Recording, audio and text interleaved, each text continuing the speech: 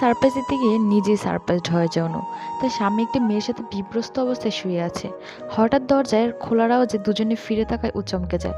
তাড়াতাড়ি করে এলোমেলোভাবে কাপড় নিয়ে মেয়েটি ওয়াশরুমে চলে যায়। অনুর স্বামী শাফিন কোনো রকম কাপড় পরে অনুকে প্রশ্ন করে। ও ও অনু, তুমি আজকে? তোমার তো পরশু আসার কথা ছিল।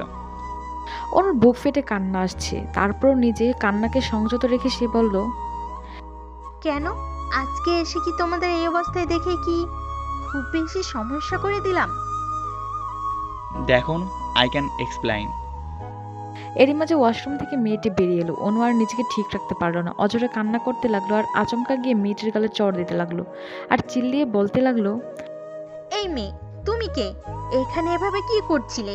আর কতদিন ধরে চলছে এসব? তোমাদের লজ্জা করে না এসব করতে? এবার শাফিনের দিকে ফিরে, আপনার শরীরে এতই তেজ যে 3 দিন বাপের বাড়ি যাওয়াতেই আর থাকতে পারছিলেন না, যে শরীরের তেজ মেটাতে পতিতা ঘরে তুললেন। এবার মেয়েটি ফুঁসে উঠে বেশ ঝাঁঝালো কণ্ঠে বলল, শাফিন, তুমি চুপ করে বসে আছো কেন? তোমার স্ত্রী সেই কখন থেকে আমাকে যাতে বলে যাচ্ছে। তুমি কি তাকে কিছু বলনি আমাদের সম্পর্কের কথা আর তোমাদের ডিভোর্সের ব্যাপারে? কথাটি শুনে অনুর মাথায় আকাশ ভেঙে পড়লো। এরা শোনা, আসলে আমি সময় পাই না ওকে বলার।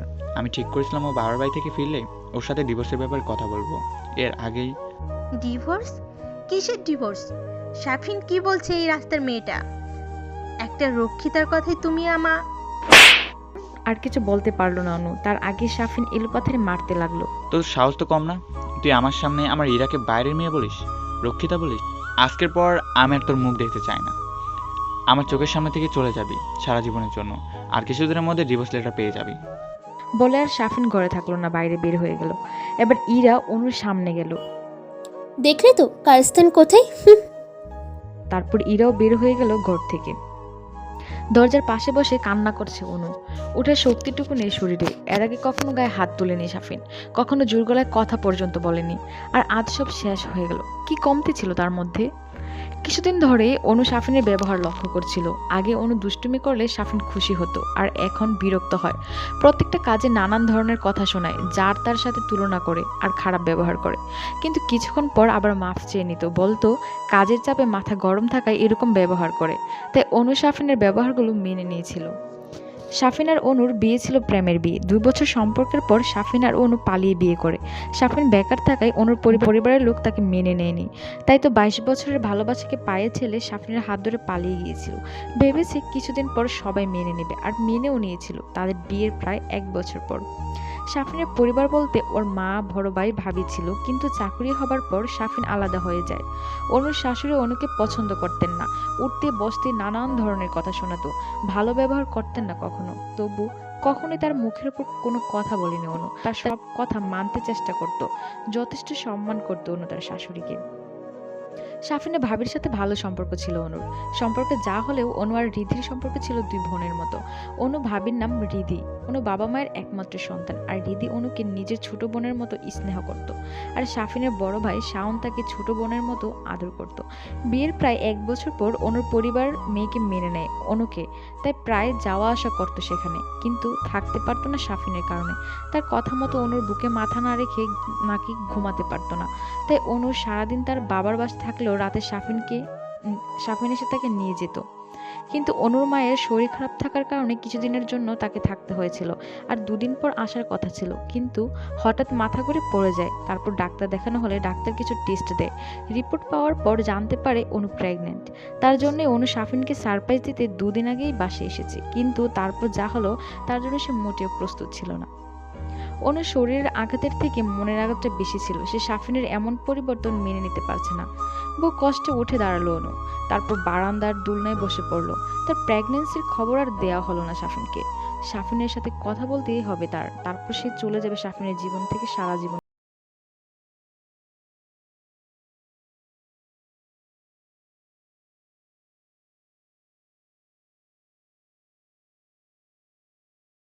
তুলতে দুষ্ট তারই ছিল।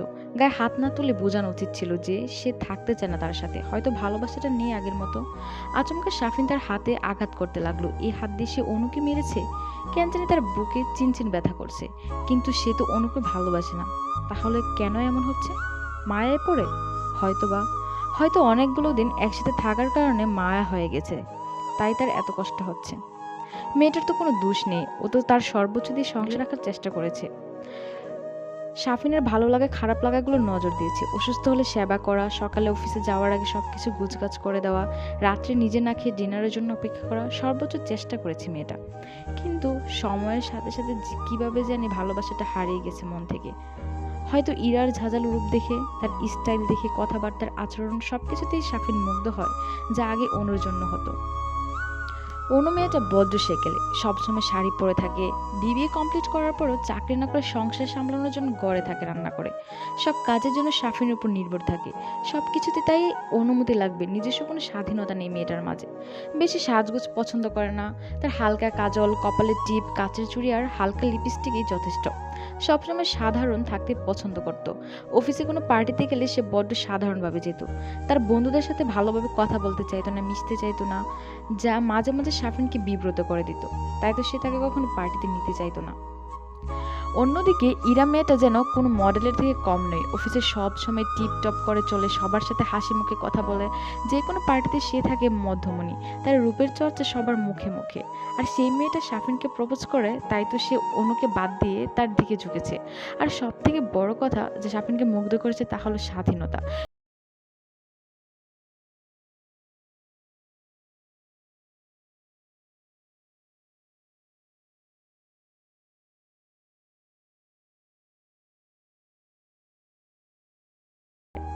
কিন্তু প্রত্যেকবার শারীরিক সম্পর্কের পর শাফিন বিষণ্ণতায় ভুগত। তার মনে হতো সে অনুকে ধোঁকা দিচ্ছে। কই, অন্যর সাথে মিলনের পর তো কখনো এমন বিষণ্ণতা ভুগতো না। যেন মনটা আর ফুরফুরে হয়ে যেত তখন।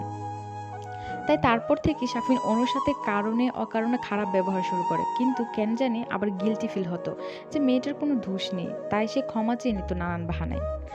তার ঠিক 1 মাস পর আজ অনু সব জেনে যায়। আরেকটা বিষয় সে লক্ষ্য করেছে, অনুকে ছাড়া তার ঘুম হয় না। হয়তো অনেক দিনের অভ্যাস, তাই তাও পরিবর্তন হয়ে যাবে ইরাকে পেয়ে। ইরাকে সে কথা দিয়েছে খুব তাড়াতাড়ি অনুকে তাদের সম্পর্কের কথা বলে ডিভোর্স দিয়ে দিবে আর তাকে বিয়ে করবে, তাই তো এত দূর আগানো। সে সঠিক সময়ের অপেক্ষা ছিল, কিন্তু অনুর মায়া ভরা মুখ দেখে সে আর কিছু বলতে পারতো না। অনু খুব ফর্সা না হলেও উজ্জ্বল শ্যামলা, চোখ দুটো টানা টানা সরু, আর নাক পাতলা, ঠোঁট দুটো গোলাপের পাপড়ি নীল লাল। অসম্ভব মায়া তার চেহারায়। হয়তো যে কেউ তার মায়ায় পড়ে যাবে। যেমন ভার্সিটির প্রথম দিনে শাফিন তার মায়ায় পড়েছিল। অনু প্রচণ্ড চঞ্চল মেয়ে আর প্রচুর দুষ্ট, এই জিনিসটাই টানতো শাফিনকে তার মায়াবতীর দিকে। কিন্তু ইদানিং কেন জানি মায়াবতীর দুষ্টুমিগুলো তার বিরক্তর কারণ হতো। এইসব কথা ভাবতে ভাবতেই শাফিন বাড়িতে পৌঁছালো। বাড়িতে ঢুকে দেখলো যেন মেন দরজা খোলা। সে তাড়াতাড়ি রুমে ঢুকলো। রুমটা ফাঁকা দেখে হঠাৎ বুকে ধুক ধুক করে উঠলো। কি যেন নেই রুমটাতে। তাহলে কি সত্যি মায়াবতী চলে গেছে তাকে ছেড়ে? হঠাৎ সে বুঝতে পারলো সে কি ভাবছে। সে তো অনুকে ভালোবাসে না, অনুর কথা ভাববে না সে। আর এখন থেকে সে শুধু ইরার কথাই ভাববে। কিন্তু তার কেন জানি মনে হচ্ছে অনু এই ঘরেই আছে। অনুর উপস্থিতি সে বুঝতে পারে, তাই সে প্রত্যেকটা ঘর আর ওয়াশরুম চেক করলো, কিন্তু অনুকে পেল না। তাই হতাশ হলো। হঠাৎ ব্যালকনির কথা মনে পড়লে সে দ্রুত ব্যালকনিতে গেল। গিয়ে দেখে অনু দোলনায় শুয়ে আছে। তার শরীরের বিভিন্ন জায়গায় মারের দাগ, কিছু কিছু জায়গায় কেটে কেটে রক্ত পড়ছে। চোখের জল শুকিয়ে দাগ পড়ে গেছে মুখে। অনুর অবস্থা থেকে শাফিনের চোখ থেকে আপনা আপনি 2 ফোঁটা জল গড়িয়ে পড়লো। অনুর বাবা মা কখনো অনুর গায়ে ফুলের টুকাও দেয়নি, তাদের একমাত্র সন্তান বলে। আর আজকে সে জানোয়ারের মতো পিটিয়েছে অনুকে, তা কোনো দোষ ছাড়া। কোনো নারী তার স্বামীর ভাগ কাউকে দিতে চায় না, কেউ এটা মেনে নেয় না, তাই তো তার রাগটা স্বাভাবিক। কিন্তু শাফিন নিজেকে কন্ট্রোল করতে পারেনি। কথাটা ভেবে একটা দীর্ঘ নিঃশ্বাস ফেললো শাফিন। তারপর অনুকে কোলে নেয় শাফিন। অনুর গায়ে হাত দিয়ে দেখে শাফিন বুঝতে পারে ওর গা প্রচন্ড গরম হয়ে আছে। সে তাড়াতাড়ি বিছানায় শুইয়ে দেয়। তারপর একটি পাত্রে হালকা গরম পানি এনে গাগুলো মুছে দেয়। সেখানে ওষুধ লাগিয়ে দেয় ও আরেকটি বাটিতে পানি দিয়ে জলপট্টি দিতে থাকে। বেশ কিছুক্ষণ জলপট্টি দেওয়ার পর অনু মিটমিট করে চোখ খুলে তাকায়। আর অনুর তাকানো দেখে শাফিন খাবার নিয়ে আসে অনুকে খাওয়ানোর জন্য। শাফিন অনুকে ডাকতে থাকে। অনু, এই অনু, খাবারটা খেয়ে নাও, তারপর মেডিসিন নিতে হবে তোর বাবা। অনু, ওঠো শোনা। না না, অনুশোনা খাবে না। তুই পচা, তুই ভালো না। আপু, সাফিনা আমারে মারছে। তোর সাথে কথা নাই আরি। আমি আমার বাবুকে বলে দিব তার বাবা পচা। সাফিন জানে জ্বরের ঘোরে অনু নানান ধরনের কথা বলে, কিন্তু পরের দিন সকালে কিছুই মনে থাকে না। কথাটা ভেবে সাফিন মুচকি হাসলো। এমনিতে আরো বেশি পাগলামি করে, কিন্তু আজকে হয়তো শরীর খারাপ থাকে, আস্তে আস্তে কথা বলছে। ওকে, এই দেখো আমি কানে ধরে ক্ষমা চাচ্ছি, আর কখনো তোমাকে মারবো না। এবার খাবারটা খেয়ে নাও। খাবার খেয়ে মেডিসিন নিতে হবে, নইলে তো জ্বর কমবে না। আমরা তোকে কখনোই ক্ষমা করব না। না না না, তুই পচা, এমন পচা বাবুর পাপা আমাদের লাগবে না। হঠাৎ অনু কান্না করতে লাগলো। অনুর কান্না দেখে সাফিন ব্যস্ত হয়ে পড়লো। অনুর কান্নায় যেন সাফিনের বুক ফেটে যাচ্ছে। কি হয়েছে, কান্না করছো কেন? আমি সরি বললাম তো, প্লিজ কান্না করো না। তুমি আমাকে যা খুশি শাস্তি দাও, কিন্তু কান্না করো না। আমি তোমার কান্না সহ্য করতে পারি না। কথাটা বলেই সাফিন অনুকে বুকে টেনে নিল। অনু তাকে জড়িয়ে ধরে কান্না করতে থাকে আর বলে, আমি আপনাকে কখনো ক্ষমা করব না সাফিন। সারা জীবনের জন্য দূরে চলে যাব আমরা, হারিয়ে খুঁজবেন আমায়, কিন্তু তখন খুব দেরি হয়ে যাবে। তারপর সাফিনকে ধাক্কা দিয়ে দূরে সরিয়ে দেয়। আমার শরীর খুব ব্যথা করছে সাফিন, আমি সহ্য করতে পারছি না। ওনার প্রত্যেকটি কথা সাফিনের বুকে তীরের মতো বিঁধল। সারা জীবনের জন্য দূরে চলে যাব আমরা, কথাটা সাফিনের কানে বারবার বাজতে থাকে। অনু কেন নিজেকে বারবার আমরা আমরা বলছে, কিন্তু পরক্ষণেই ভাবলো জ্বরের গোড়া হয়তো আবল তাবল বকছে। তারপর সে অনুকে শান্ত করলো। ওকে, চলে যেও, কিন্তু আগে খাবারটা খেয়ে নাও। খাবার খেয়ে মেডিসিন নিলে ব্যথা কমে যাবে। এদিকে এসো, আমি খাইয়ে দিই। হ্যাঁ করো। সাফিনের কথা শুনে অনু ভাদ্য মেয়ের মতো খাবার খেয়ে নিল। তারপর মেডিসিন নিয়ে গুড়ি মেরে শুয়ে পড়লো। সাফিন প্লেটগুলো রেখে রুম থেকে এসে দেখে অনু ঘুমিয়ে আছে। তাই সেও কিছু না মনে করে অনুকে জড়িয়ে ধরে শুয়ে পড়লো। হয়তো এইটা শেষ জড়িয়ে ধরা আর শেষ ঘুম তার মায়াবতীর সাথে। সারা জীবনের জন্য দূরে চলে যাব, কথাটা বারবার কানে বাজছে। তার কেন জানি কথাটা সহ্য হচ্ছিল না। এইসব ভাবতে ভাবতে কখন সে ঘুমিয়ে পড়লো সে নিজেও জানে না। সকালে ঘুম থেকে উঠে অনু নিজেকে ভারী ভারী অনুভব করলো। পাশে ফিরে দেখে সাফিন তাকে আস্তে পিস্তে জড়িয়ে ধরে ঘুমিয়ে আছে। ঘুমের মধ্যে ছেলেটাকে কত নিষ্পাপ দেখায়। হঠাৎই কালকের ঘটনা মনে পড়লো অনুর। ধাক্কা দিয়ে সাফিনকে নিজের থেকে সরিয়ে দিল। মাথাটা ঝিমঝিম করছে, শরীরটা ব্যথায় কুঁকড়ে যাচ্ছে। সারা রাত সে সাফিনের সাথে ছিল, কথাটা ভাবতে অনুর গা গুলিয়ে উঠলো। সে কোনো রকম দৌড়ে ওয়াশরুমে গেল আর গড় গড় করে বমি করে দিল। অনুর ধাক্কায় সাফিনের ঘুম ভেঙে গিয়েছিল। অনুর ধাক্কায় সাফিন অপমানিত বোধ করলো। আগে তো প্রত্যেকদিন সে অনুকে জড়িয়ে ধরে ঘুমাতো, তখন কখনো ধাক্কা দেয়নি। অনুর বমি করা দেখে সে ভাবলো হয়তো জ্বরের কারণে বমি হচ্ছে, তাই সে উঠে ওয়াশরুমে গেল অনুকে ধরতে, কিন্তু তার আগেই অনু তাকে হাত উঠিয়ে ধরতে মানা করে দেয়। তাই সে সেখান থেকে বাড়ির বাইরে চলে যায়। অনু ইগনোরেন্স সহ্য হচ্ছে না সাফিনের। হঠাৎ সে ভাবতে লাগলো সে কি অনুকে ছাড়া থাকতে পারবে। একবার অনুর সাথে কথা বলতে হবে। সে অনুকে ডিভোর্স দিবে না, সেও থাকবে ইরাও থাকবে, কিন্তু সে থাকবে বন্ধু হয়ে। কিন্তু ইরা কি ব্যাপারটা মেনে নেবে? আর অনুই বা মানবে কেন বন্ধু হয়ে থাকতে? সেও তো একজন লাইফ পার্টনার চায়, তাই না? তাহলে ডিভোর্সের পর কি আবার বিয়ে করবে? অন্য কেউ অনুর উপর অধিকার খাটাবে? কথাটা ভাবতে ভাবতে কেন জানি সাফিনের রাগ উঠে গেল। যেন কেউ তার ভেতর থেকে বলছে অনু শুধু তার, অনুর উপর অধিকার শুধু তার। তারপর সে বাসায় রওনা দেয়। অনুর সাথে কথা বলতে হবে। মানুষ তো দুটো বিয়ে করে সংসারও করে, হয়তো আগের মতো ভালোবাসতে পারবে কিনা চেষ্টা করবে। ইরা এবং সে আলাদা আলাদা থাকবে, তাদের সব চাহিদা পূরণ করার চেষ্টা করবে। সে দুজনের সাথে সুখে থাকবে। তাহলে ইরাকে পাবে, আর কেন অন্য কারোর কাছে থাকতে পারবে না, তার হয়ে থাকবে? কথাটা ভাবতে ভাবতে সাফিনের ভালো লাগছে। আগে অনুকে মানাতে হবে, তারপর সে ইরার সাথে কথা বলবে এই বিষয়ে। তার বিশ্বাস অনু মেনে নিবে তার সব শর্ত, কারণ অনু তাকে ভীষণ ভালোবাসে। এখন চিন্তা শুধু ইরাকে নিয়ে। কথাগুলো ভাবতে ভাবতে সে ঘরে ঢুকে যায়। দরজা যেভাবে খোলা ছিল সেভাবেই খোলা আছে, তাই ঘরে ঢুকতে সমস্যা হয়নি। তারপর সে অনুকে খুঁজতে থাকে। ওয়াশরুম থেকে পানির আওয়াজ আসছে, হয়তো অনু শাওয়ার নিচ্ছে, তাই সে অপেক্ষা করতে থাকে অনুর জন্য। অপরদিকে অনু 1 ঘন্টা যাবৎ শাওয়ারের নিচে কান্না করছে আর ভাবছে তার জীবনটা তো অন্যরকম হওয়ার কথা ছিল, তাহলে কেন এমন করলো সাফিন তার সাথে? সব প্রশ্নের উত্তর তাকে দিতে হবে, তারপর সে যাবে। আর বেশিক্ষণ থাকলো না সে, কারণ এতে তার বাচ্চার সমস্যা হতে পারে। বাচ্চাটার তো কোনো দোষ নেই, তবে সে কেন কষ্ট পাবে? আর কাঁদবে না সে। এই তার শেষ কান্না। বাচ্চাটার জন্য হলেও তাকে বাঁচতে হবে। বাচ্চাটা না থাকলে হয়তো সে এতক্ষণ মরেই যেত। বাচ্চাটাই হচ্ছে বাচ্চার একমাত্র অবলম্বন। সে তাকে আঁকড়ে ধরে সারা জীবন থাকতে পারবে। তাকে মানুষ করার জন্য সাফিনের মতো বাবার দরকার নেই। কথাগুলো ভাবতে ভাবতে ওয়াশরুম থেকে বের হয়ে দেখলো সাফিন খাটের উপর বসে তার দিকে গোড় লাগা দৃষ্টিতে তাকিয়ে আছে। সে তার দিক থেকে চোখ সরিয়ে আয়নার সামনে বসে চুল মোছার মনোযোগ দিল। বাথরুমের দরজা খোলার আওয়াজে সেদিক তাকায় সাফিন। অনু মাত্র গোসল থেকে বের হয়েছে, চুল দিয়ে টপটপ পানি পড়ছে, মলিন চেহারাটা স্নিগ্ধ হয়ে আছে। ঘরের মাঝে সে উঠে এসে অনুকে পিছন থেকে আঁকড়ে ধরে ওর ভেজা চুলের মুখ ডুবিয়ে দিল। আচমকা এমন স্পর্শে অনু থ বনে গেল। দেখলো সাফিন তার চুল মুখে ডুবিয়ে দাঁড়িয়ে আছে। সে দ্রুত উল্টো দিকে ঘুরে সাফিনকে বেশ জোরে ধাক্কা দিল আর বলতে লাগলো, লজ্জা করে না আপনার? এত কিছুর পরেও আপনি আমাকে স্পর্শ করেছেন। মেয়ে মানুষের শরীর দেখলে আর নিজেকে ঠিক রাখতে পারেন না, তাই তো? অন্যের ধাক্কাতে সাফিনের হুঁশ ফিরে আর তার কথাতে সাফিনের রাগ উঠে যায়। তারপরও নিজেকে যথেষ্ট সংযত রেখে সে অনুকে বলে, দেখো না, কালকের জন্য আমি তোমার কাছে ক্ষমা চাচ্ছি। বলটা আমারই ছিল। ইরার কথা তোমাকে আগে বলা উচিত ছিল। আর আমার মনে হয় আমি এখন আর তোমাকে ভালোবাসি না, আমি ইরাকে ভালোবাসি। তাই জোর করে সম্পর্ক রাখার কোনো মানেই হয় না। কথাটা শুনে অনু কান্নায় ভেঙে পড়লো আর সাফিনকে প্রশ্ন করলো, কি দোষ ছিল আমার, যার কারণে আপনি আমার সাথে এমন করলেন? কি কমতি রেখেছিলাম আমি? সব সময় আপনার চাও পাওয়াকে প্রাধান্য দিয়ে এসেছি।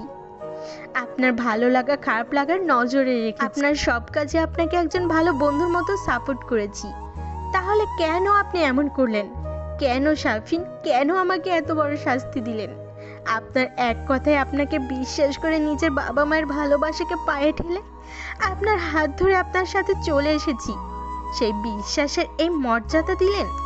ভাববেন না কালকে আপনার ওইসব কথা শুনেও আপনার সাথে সংসার করব বলে পড়ে আছি। শুধুমাত্র প্রশ্নের উত্তরগুলো জানার জন্যই এখানে থাকা। একবার প্রশ্নের উত্তরগুলো দিয়ে দিন, আর কখনোই আপনার সামনে আসবো না। চিরদিনের জন্য চলে যাব আপনার জীবন থেকে। আমার পুরো কথাটা শোনো তো একবার। না, আগে আমার প্রশ্নের উত্তর দিতে হবে। এবার সাফিন রেগে যায় অনু কখনোই তার কথা আগে পুরোটা শুনতে চায় না। কথার মাঝে কথা তোকে বলতেই হবে, আগে পুরো কথাটা তো শুনবে তা না, আগে তার প্রশ্নের জবাব দাও। তাই সাফিন রাগের মাথায় দাঁত দাঁত চেপে বলে, কি আছে তোমার? না আছে চেহারা, না আছে কোনো যোগ্যতা, শুধু পারো কতগুলো অখাদ্য রান্না করতে। সারাদিন শাড়ি পরে ঘুরে বেড়াও, কোনো বড় পার্টিতে নিয়ে গেলে বুড়ো সেজে বসে থাকো। আমার বন্ধুদের সাথে ভালোভাবে কথা পর্যন্ত বলো না। কতটা বিবৃত হতে হয় আমাকে জানো তুমি? যখন আমার বন্ধুরা বলে তোর বড় সে খেয়াল, আমার বিষয়ে খেয়াল রাখার কথা বলছো তো? তোমার আর বাসায় সারাদিন কাজই বাকি, তাই তো আমার ভালো লাগা খারাপ লাগে দেখে নজর রাখো। সারাদিন বাসায় থাকো আর আমার অন্ন ধ্বংস করো। প্রতিদিন রাতে বাসায় আসলে কানের গড়ে মশামাছির মতো ভনভন করতে থাকো। আজকে এটা হয়েছে, সেটা হয়েছে, হ্যান ত্যান। ফ্রাইডে হলে ঘুরতে যাব, রিক্সায় চড়বো। যত লো ক্লাস মেন্টালিটির আদিক্ষেতা। দূরে কোথাও ঘুরতে যেতে চাও না, সামান্য রোম্যান্স করতে গেলে পালাই পালাই করো। You don't even satisfied mint in to bed. তোমার বেড পারফরমেন্স অতটা ভালো না। আর ইরাকে দেখো, যেন সাক্ষাৎ একজন মডেল, যেমন রূপ তেমন গুণ, একজন স্বাধীন নারী। এমন মেয়েই আমি সবসময় চাইতাম আমার লাইফ পার্টনার হিসেবে। ইভেন তার বেড পারফরমেন্সও তোমার চেয়ে হাজার গুণ ভালো। বেডে সে আমাকে তোমার চেয়ে ভালো সাপোর্ট করে। ঠিক এইসব কারণেই আমি তোমার কাছ থেকে মুক্তি চাই। শুনতে পেরেছো তুমি? এখন আমার চোখের সামনে থেকে দূর হও। আমি তোমার এই মুখ আর কখনো দেখবো না। ডিসগাস্টিং। বলে সাফিন কাঁপুনি ওয়াশরুমে ঢুকে যায়। তার মাথা ঠান্ডা করতে হবে, কি বলতে চেয়েছিল আর কি হয়ে গেল। উফ। অন্যদিকে অনিস্তব্ধ হয়ে দাঁড়িয়ে আছে। কি বলে গেল সাফিন তাকে? ছি ছি, সে বসে বসে অন্ন ধ্বংস করছে। সে শাড়ি পরে তাই সে সেকেলে বিছানায় সুখ দিতে পারেনি। নিজের উপর ঘৃণা হচ্ছে এই লোকটাকে। সে এতদিন ভালোবেসেছিল, একসাথে থেকেছে আর এত বিশ্বাস করেছে, আর সে কিনা তাকে এসব কথা বলে গেল। অন্যর ভালোবাসাগুলো তার কাছে আদিক্ষেতা মনে হয়। তার চোখ দিয়ে আপনা আপনি পানি পড়ছে, চোখের পানি বাদ মানছে না। সে তার প্রশ্নের উত্তর পেয়ে গেছে, আর এক মুহূর্ত থাকবে না সে এখানে। কোনো কিছু না নিয়ে ঘর থেকে বের হয়ে গেল অনু। রাস্তায় এলোমেলোভাবে হাঁটছে। সে বারবার সাফিনের কথাগুলো মাথায় ঘুরপাক খাচ্ছে। শেষ পর্যন্ত খাবারের খোঁটা তাকে শুনতে হলো। এত ভালোবাসার এই ফল পেল সে? তার ভালোবাসা তো কোনোদিন খাচ্ছিল না। এখন সে কোথায় যাবে? বাবা মায়ের কাছে যাবার কোনো মুখ নেই তার। তাদের কথা অমান্য করে তুষি সাফিনের সাথে গিয়েছিল। এখন কোন মুখে সে বাবা মায়ের কাছে আশ্রয় চাইবে? এসব কিছু ভাবতে ভাবতে সে পাশের একটা পার্কে গিয়ে বসে। সকাল থেকে কিছু খাওয়া হয়নি, তার উপরে শরীরের অসম্ভব ব্যথা ও জ্বর। কিছুক্ষণ বসে থাকার পর হঠাৎ সে শুনতে পেল কেউ তার নাম ধরে ডাকছে। পিছনে ফিরে সে দেখতে পেল সাদাত ভাই। প্রায় 30 মিনিট শাওয়ারের পর শাফিনের মাথা ঠান্ডা হলো। সাথে সাথে তার মাথায় এলো রাগের মাথায় সে অনুকে কী সব বলেছে। প্রায় সাথে সাথে সে কোনো রকম টাওয়াল পেঁচিয়ে ওয়াশরুম থেকে বের হলো। বের হয়ে দেখলো অনু ঘরে নেই। বিছানার উপর থেকে ফোনটা নিয়ে তাড়াতাড়ি অনুর নাম্বার ডায়াল করলো, কিন্তু ফোনটা ড্রেসিং টেবিলের সামনে বাজছে। তাই ভাবলো সে হয়তো গড়েই আছে, তাই সে জোরে জোরে অনুর নাম ধরে ডাকতে লাগলো, কিন্তু কোনো সাড়া পাওয়া গেল না। এবার সে মাথায় হাত দিয়ে বসে পড়লো। সে উপলব্ধি করতে পারছে সে অনেক ভুল করেছে, যার কোনো ক্ষমা হয় না। সে কি করে মুখ দেখাবে অনুর সামনে? কোন মুখে যাবে তার সাথে কথা বলতে? সে কি তার শর্ত মেনে নেবে? থাকবে তার বন্ধু হয়ে? মনে মনে শেষ আশাটাও যে সে নিজ হাতে হত্যা করেছে। অনু বাচ্চামো স্বভাবের হলেও আত্মসম্মানটা খুব বেশি। একবার শাফিন অনুকে আইসক্রিম খাওয়ানোর কথা শোনায়, তারপর থেকে সে আর শত অনুরোধের পরও আর ক্ষমা চাওয়ার পরও আইসক্রিম খায়নি, যেখানে আইসক্রিম সবচেয়ে প্রিয় খাবার ছিল। সে সবকিছুকে না করতে পারলেও আইসক্রিমকে না করতে পারতো না। শাফিনের নিজেকে এখন জুতা পিটা করতে ইচ্ছে করছে। কি করে পারলো অনুকে এসব কথা বলতে, যা একটাও সত্যি না? কথাগুলো শাফিনের মন থেকে বলেনি, রাগের মাথায় বলে ফেলেছে। না, যে করেই হোক তার অনুর কাছে মাফ চাইতেই হবে। মাফ চাইলে তো কেউ ছোট হয়ে যায় না। অনু হয়তো তাকে মাফ করে দিবে, কারণ ও তো জানে শাফিন রাগের মাথায় কি বলে তা নিজেও জানে না। পরে ঠিকই সে তার ভুল বুঝতে পারে। শাফিনের রাগটা বরাবরের মতোই বেশি, যা মাঝে মাঝে শাফিনকে বিপদে ফেলে দেয়। একবার রাগ উঠলে সে আর নিজের মধ্যে থাকে না, যা নয় তা বলে ফেলে। অনু তার রাগ কন্ট্রোল করার জন্য সবসময় বলতো, আরো বলতো এই রাগের কারণে হয়তো একদিন সবকিছু হারাবে। তাহলে কি সে অনুকে সারা জীবনের জন্য হারিয়ে ফেললো? সাদাত অনুর আপন মামাতো ভাই। সে তার ছেলেকে নিয়ে এখানে খেলতে এসেছে। সে আশেপাশেই থাকে। তার ছেলেকে জন্ম দেওয়ার সময় সাদাত ভাইয়ের স্ত্রী মারা যায়। তারপর সে আর বিয়ে করেনি। এখনো স্ত্রীকে ভালোবাসেন তিনি। ছেলেকে নিয়ে দিন কাটে তার। সাদাতের ছেলের বয়স 4 বছর, নাম সাদ। ভীষণ মিষ্টি দেখতে, আর সারাদিন পাকা পাকা কথা বলে ঘর মাতিয়ে রাখে। সাদাত অনুর ভাই কম, বেস্ট ফ্রেন্ড বেশি। সে তার জীবনের সব কথাই তাকে বলতো, কিন্তু বিয়ের পর তার সাথে আর বেশি যোগাযোগ হয়নি, কারণ শাফিন তার সাথে কথা বলা একদম পছন্দ করতো না। আর শাফিন পছন্দ করে না এমন কোনো কাজে অনু দ্বিতীয়বার করতো না। সাদাত সবসময় অনুকে একজন গাইড এর মতো প্রটেক্ট করতো, সকল বিষয়ে ভালো পরামর্শ দিত, যদিও সে অনুর থেকে বয়সে প্রায় 10 বছরের বড় ছিল। সাদাতকে দেখে অনু আর নিজেকে ঠিক রাখতে পারলো না, হঠাৎ জড়িয়ে ধরে কান্না শুরু করলো। এমন আচরণে সাদাত হতচকিয়ে গেল। তারপর সে আস্তে আস্তে তাকে শান্ত করলো। হয়েছে অনু, আর কাঁদে না বাচ্চাটি। কি হয়েছে তোর? আমাকে বল, কান্না থামা। বল আমাকে, কি হয়েছে? শাফিনের কিছু হয়েছে? তারপরে অনু কান্না করতে থাকলো। এবার সাদাত একটু জোরে ধমক দিল। চুপ, একদম চুপ। কান্না থামা, কান্না থামা বলছি। তারপর অনু আস্তে আস্তে শান্ত হলো। এবার বল কি হয়েছে, কেন কান্না করছিস? শাফিনের সাথে রিলেশনের সব কথাই সে জানতো, এবং কি বিয়ের পরও কয়েকদিন ভালো সম্পর্ক ছিল তাদের, কিন্তু আস্তে আস্তে অনু নিজেকে গুটিয়ে নেয়। এবার অনু শুরু থেকে একে একে সব ঘটনা সাদাতকে বলে দেয়। সব কথা শুনে সাদাত খুব রেগে যায়। সে খুব ভরসা করে অনুকে শাফিনের হাতে তুলে দিয়েছিল। শাফিনও অনুকে ভালো রাখার আশ্বাস দেয়। তাহলে এই কি তার ভালো রাখার নমুনা? প্রেগনেন্ট অবস্থায় একটা মেয়েকে ছেড়ে দেওয়া? সে অগ্রসর হয় শাফিনের কাছে যাওয়ার জন্য, কিন্তু অনু বাধা দেয়। সে চায় তার ভালোবাসার মানুষটি ভালো থাকুক, আর তা যদি হয় তাকে ছেড়ে, তাহলে সে নাইবা থাকলো তার জীবনে। বেঁচে থাকার অবলম্বন তো আছে তার, আর কি চাই? তারপর সাদাতকে তাকে জোর করে তাদের বাসায় নিয়ে যায়, আর কিছু খাইয়ে বিশ্রাম নিতে বলে। সে অনুদের বাসায় অগ্রসর হয়। তারপর অনু বাবা মায়ের কাছে সব খুলে বলে। তারা মেয়ের এমন অবস্থার কথা শুনে কান্নায় ভেঙে পড়ে। সাদাত তাদের সামলায় এবং নিজেদের অনুর জন্য শক্ত হতে বলেন, কারণ অনুর এখন আপনজনদের খুব প্রয়োজন। তাকে তার লড়াইয়ের জন্য প্রস্তুত করতে হলে তাদের সাপোর্ট দরকার হবে। আর অনু খাবার খেয়ে মেডিসিন নিয়ে ঘুমিয়ে পড়ে। সারাদিনের ক্লান্ত থাকায় বিছানার সাথে গা এলিয়ে দিতেই দুচোখ রাজ্যের ঘুম নেমে আসে। তার ঘুম ভাঙে সন্ধ্যার মাথায় কারো ঠান্ডা হাতের স্পর্শটি তার খুব চেনা। এটা তার মায়ের হাতের স্পর্শ। আচ্ছা, মমতায় স্পর্শগুলো কি এমনই হয়? অন্ধকার ঘরে বসে আছে শাফিন। ঘরটা কেমন যেন নিস্তব্ধ হয়ে আছে, কেমন যেন ফাঁকা ফাঁকা, ঠিক যেমন শাফিনের মনটার মতো। কিন্তু এটা তো হওয়ার কথা ছিল না। সে তো এটাই চাইছিল, অনু যেন চলে যায়। তাহলেই তো সে আর ইরা ভালো থাকবে। অন্য সাধারণ দিনগুলোর হলে শাফিন এতক্ষণ অফিস থেকে ফিরতো। অনু হাসি মুখে দরজা খুলতো। ঘামের ঝরঝরিতে শরীরে শাফিনকে অনু জড়িয়ে ধরতো, যা ইদানিং শাফিনের বিরক্তিকর করে তুলতো। তারপর হাত থেকে ব্যাগ নিয়ে ব্যস্ত হয়ে যেত। কাভার থেকে কাপড় নিয়ে শাফিনকে ঠেলে ওয়াশরুমে ঢুকাতো, আর তার কাপড় চোপড় মানিব্যাগ ঘরে সহ ঠিক জায়গায় রেখে দিত। সাফিন শাওয়ার থেকে বের হলে টাওয়াল দিয়ে মাথা মুছে দিত। তারপর তার সারাদিনের কাজকর্মগুলো হাসি মুখে সাফিনের সাথে শেয়ার করতো। কিন্তু সাফিন আগে বিরক্ত না হলেও ইরার সাথে সম্পর্ক হওয়ার পর কেন যেন এগুলো বিরক্ত লাগতো তার কাছে। তারপর দুজনে ডিনার করে শুয়ে পড়তো। আর যেদিন ইরার সাথে বাইরে থেকে ডিনার করে আসতো সেদিন অনু না খেয়ে শুয়ে থাকতো।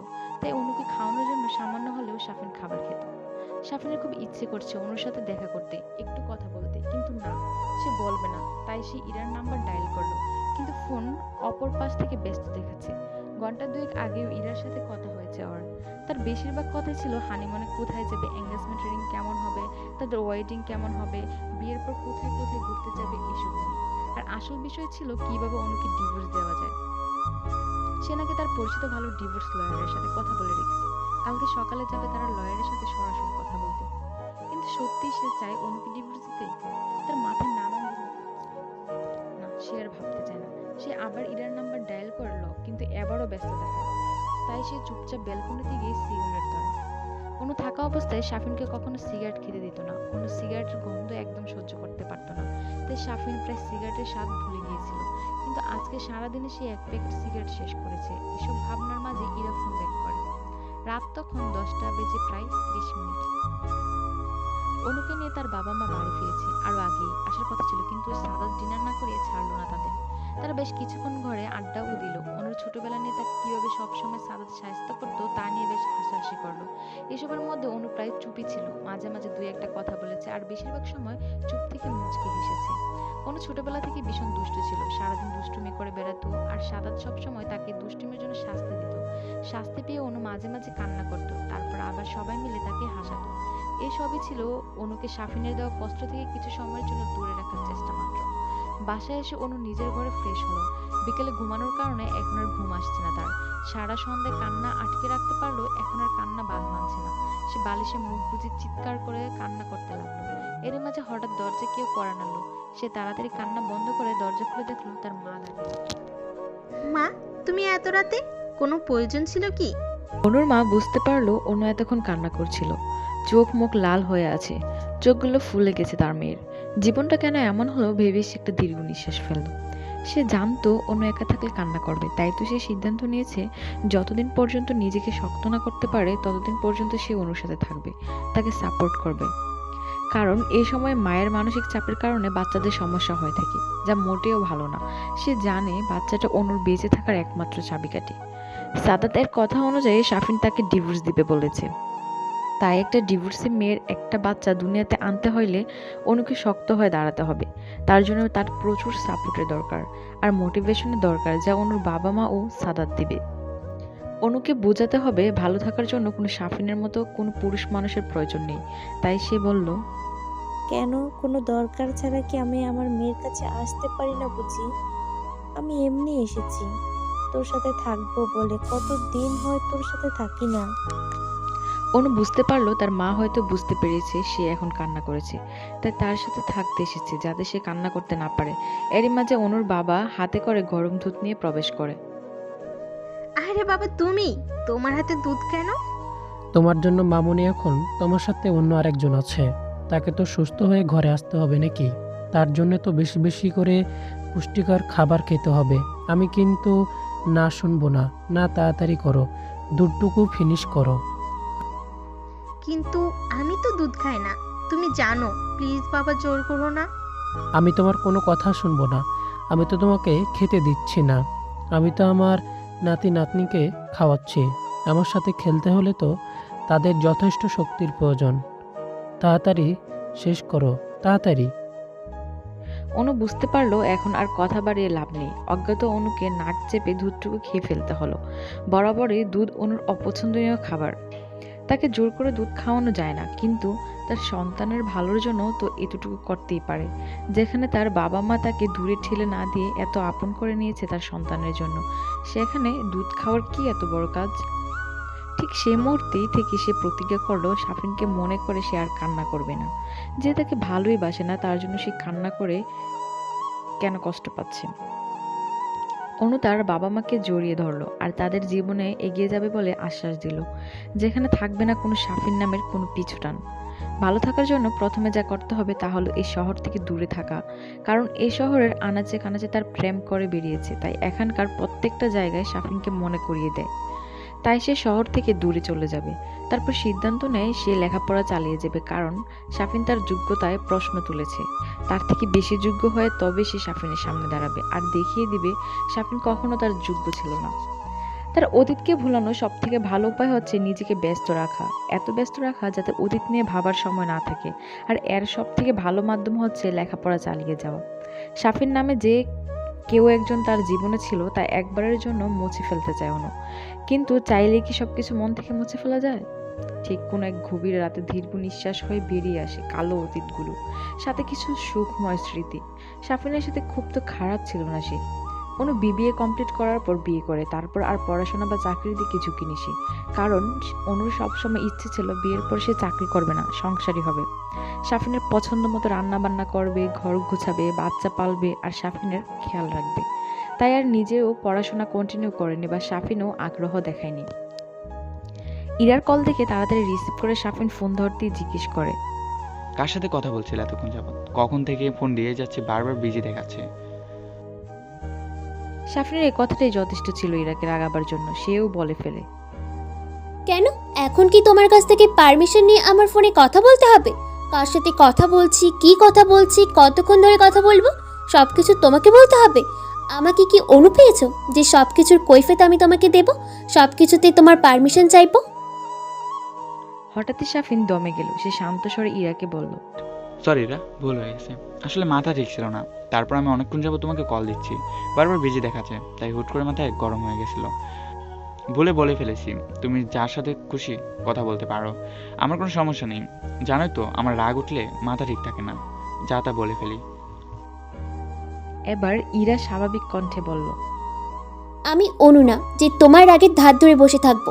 যাকে আসলে এক পুরনো ফ্রেন্ডের সাথে কথা বলছিলাম, তাই তোমার ফোন খেয়াল করিনি। কি জন্য ফোন দিয়েছো বলো? কিছুক্ষণ আগেই না কথা বললাম তোমার সাথে। শাফিন দীর্ঘ নিঃশ্বাস ফেললো। সে অনুকে মনে না করার জন্য ইরাকে ফোন দিয়েছে, কিন্তু ইরাও বারবার অনুর কথা তুলে ওর কথা মনে করিয়ে দিচ্ছে। কেন? তোমার সাথে কথা বলার জন্য বুঝি কারণ থাকতে হবে? এমনিতে কথা বলা যাবে না? আর কিছুক্ষণ আগে কেন বলছো? প্রায় 2 ঘন্টা আগে কথা বলেছিলাম আমরা। তোমার কথা মনে পড়ছিল তাই ফোন দিলাম। এই ইরা, চলো না তাড়াতাড়ি বিয়ে করে ফেলি। একা একা থাকতে ভালো লাগে না। চলো কালকে বিয়ে করে ফেলি। বললেই হলো নাকি কালকে বিয়ে করে ফেলি? আর তাছাড়া বিয়ে ছাড়াই তো সব পাচ্ছ, তাহলে সমস্যা কোথায়? আমরা আরো কিছুদিন এভাবেই থাকি, তারপর না হয় বিয়ের কথা ভাববো। আগে তোমাদের ডিভোর্স তো হোক। আমার কত শপিং করতে হবে, ফ্রেন্ডের ইনভাইট করতে হবে, কত প্ল্যানিং আছে আমার বিয়ে নিয়ে। তোমার হয়তো এটা দ্বিতীয় বিয়ে, কিন্তু আমার তো প্রথম। আমারও তো কিছু শখ আছে নাকি? আর শোনো, তোমার ফালতু কথা শোনার আমার এখন সময় নেই। আমার কিছু কাজ আছে, পরে কথা বলবো। কোনো দরকার থাকলে বলো। আর ফালতু টাইম স্পেন্ড করার জন্য আমাকে ফোন দিবে না। রাখি, বাই। কট করে ফোনটা রেখে দিল ইরা। শাফিন বারান্দার দেয়াল ঘেঁষে বসে পড়ল। রাত প্রায় 12টার কাছাকাছি। চোখে ঘুম নেই, তার ঘুম যেন তার অবাধ্য হয়ে গেছে। তার চোখ থেকে অন্য কারো বুকে চুপটি করে বসে আছে। আর ঘুমানোর জন্য সে ব্যক্তিটাকে তার দরকার। রাতটা নির্ঘুম, সিগারেটের ধোঁয়ায় সাথে কাটিয়ে দিল সে। সকালে বরাবরের মতো খুব সকালেই ঘুম ভাঙল অনুর। অনু সকালে ওঠার অভ্যাস আছে, তাই সে তাড়াতাড়ি করে উঁচু করে নামাজে বসে পড়ল আর আল্লাহর কাছে তার সন্তানের সুস্থতা কামনা করলো। কাল রাতে ভালো ঘুম হয়েছে, তাই মনটা সকাল থেকে হালকা হালকা লাগছে, যেন খুব বড় একটা পাথর নেমে গেছে তার বুক থেকে। কাল অনেক রাত পর্যন্ত সে ভেবে নিয়েছে আগামীতে কি করতে হবে, তাই সে তার বাবা মায়ের ঘুম থেকে জাগার অপেক্ষা করতে লাগলো। কিছুক্ষণ ছাদে হাঁটাহাঁটির পর পিছনে কিচেনে গিয়ে সকালে নাস্তা বানাতে আরম্ভ করলো। এটা তার প্রতিদিনের অভ্যাস। ঘুম থেকে উঠে নামাজ পড়া, তারপর ছাদে কিছুক্ষণ হাঁটা, তারপর নাস্তা তৈরি করা। মাঝে মাঝে ছুটির দিনে শাফিনও তার সাথে যোগ দিত। ভাবতে চোখ থেকে 2 ফোঁটা জল গড়িয়ে পড়ল অনুর, যা সাথে সাথে মুছে ফেললো। সকালে ডাইনিং টেবিলে বসতে হঠাৎ কলিং বেল বেজে উঠল। অনু দরজা খুলে দেখলো সাদাত ভাই আর সাদ এসেছে। তাদের দেখে অনু একটা মিষ্টি হাসি দিল। সাদা পিমনি বলে লাফ দিয়ে অনুর কোলে ওঠার চেষ্টা করলো, কিন্তু তার আগেই সাদাত তাকে থামিয়ে দিল। সাত বাবা এমন করে না। তোমার পিমনি তো অসুস্থ।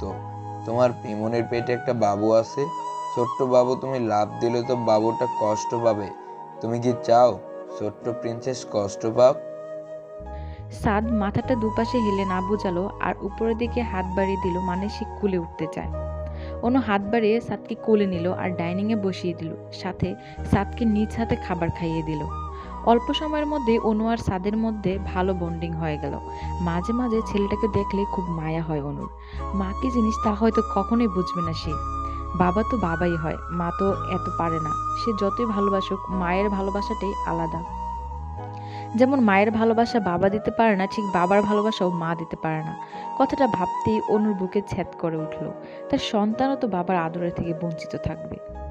খাবারের পর অনু সবার উদ্দেশ্যে বলল, আমার তোমাদের সাথে কিছু কথা আছে। সারারাত নির্ঘুম কাটিয়ে ভোরের দিকে চোখ লেগে গেছিল সাফিনের। হঠাৎ কলিং বেলের আওয়াজে ঘুম ভাঙল তার, মাথাটা বার হয়ে আছে। কোনো রকম উঠে দাঁড়িয়ে সে অনুকে ডাকতে লাগলো দরজা খোলার জন্য। তারপর হঠাৎ আস্তে আস্তে গত 2 দিনের কথাগুলো মনে পড়ে গেল তার। তারপর সে নিজে অগ্রসর হয়ে দরজা খুলল। দরজা খুলেই দেখে ইরা বেশ পরিপাটি হয়ে বিরক্তিকর মুখ করে দাঁড়িয়ে আছে। প্রায় 20 মিনিট যাবৎ বেল বাজাচ্ছি। কি করছিলে তুমি? শব্দ শুনতে পাওনি? দাঁড়িয়ে থাকতে থাকতে পা ব্যথা করছে। দেখি সর সামনে থেকে, আমাকে ভিতর যেতে দাও। ইরা ঘরে গিয়ে দেখলো রুমের প্রায় নাজেহাল অবস্থা। সারা ঘরে কাপড় চোপড় ছড়িয়ে ছিটিয়ে আছে। সিগারেটের খোসা ঘরের মেঝেতে পড়ে আছে। ইরা তাড়াতাড়ি রুম থেকে বেরিয়ে এসে বলল, ছি, তোমার রুমের এই অবস্থা কেন? তুমি এত নোংরা। আমার সাথে থাকতে হলে সবসময় ঘর গুছিয়ে রাখতে হবে, নিজের কাজ নিজে করতে হবে। আর তুমি কি ভুলে গেছো আজকে আমরা লয়ারের কাছে যাব? 10টার অ্যাপয়েন্টমেন্ট, অলরেডি 9:30 বাজে। তাড়াতাড়ি ফ্রেশ হয়ে আসো, যাও। সাফিন বিনাবাকি কাপড় নিয়ে ওয়াশরুমে চলে গেল। একদম শাওয়ার নিয়ে বের হয়ে সারা শরীর থেকে সিগারেটের বাজে গন্ধ আসছে, এভাবে বেরোনো যায় না। সাফিনকে শাওয়ার থেকে বেরিয়ে আসতে দেখে ইরা সামনের দিকে আগায় আর সাফিনের ঠোঁটে ঠোঁট মিলিয়ে দেয়। অন্য সময় হলে সে নিজেও তাল মিলাতো, কিন্তু এখন কেন যেন এগুলো বিষের মতো লাগে, তাই সে ইরাকে সরিয়ে দেয়। তারপর তারা রওনা দেয় লয়ারের কাছে যাবার উদ্দেশ্যে। সাফিন লয়ারের কেবিনে বসে আছে। সাফিন অনু এবং তার ব্যাপারে বিস্তারিত সব খুলে বলল। লয়ার কাগজপত্র তৈরি ও সকল ফর্মালিটি পূরণ করতে 2 মাস সময় চায়।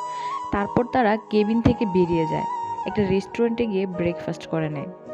একটা শপিং মলে গিয়ে কিছু কেনাকাটার পর তারা যার যার বাড়ির দিকে রওনা দিল। বসার ঘরে পিনপতন নীরবতা।